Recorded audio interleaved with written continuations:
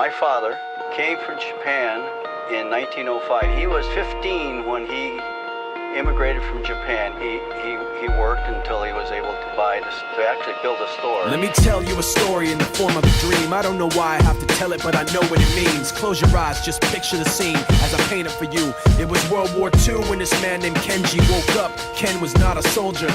He was just a man with a family who owned a store in LA. That day, he crawled out of bed like he always did, bacon and eggs with wife and kids. He lived on the second floor of a little store he ran. He moved to LA from Japan, they called him immigrant. In Japanese, he'd say he was called Issei. That meant first generation in the United States, when everybody was afraid of the Germans, afraid of the Japs, but most of all afraid of a homeland attack. And that morning, when Ken went out on the doormat, his world went black, cause right there, front page news, 3 weeks before 1942, Pearl Harbor's been bombed and the Japs are coming. Pictures of soldiers dying and running. Ken knew what it would lead to, just like he guessed. The president said the evil Japanese in our home country would be locked away.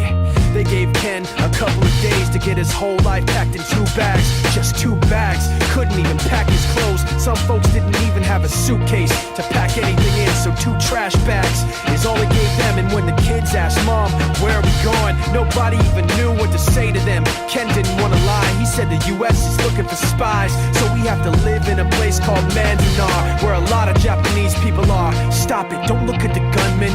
You don't want to get the soldiers wondering if you're gonna run or not, cause if you run then you might get shot. Other than that, try not to think about it. Try not to worry about it being so crowded, cause someday we'll get out. Someday.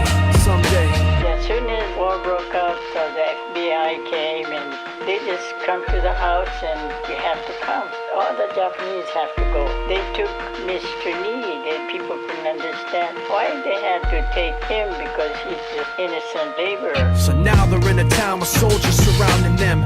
Every day, every night, look down at them. From watchtowers up on the wall, Ken couldn't really hate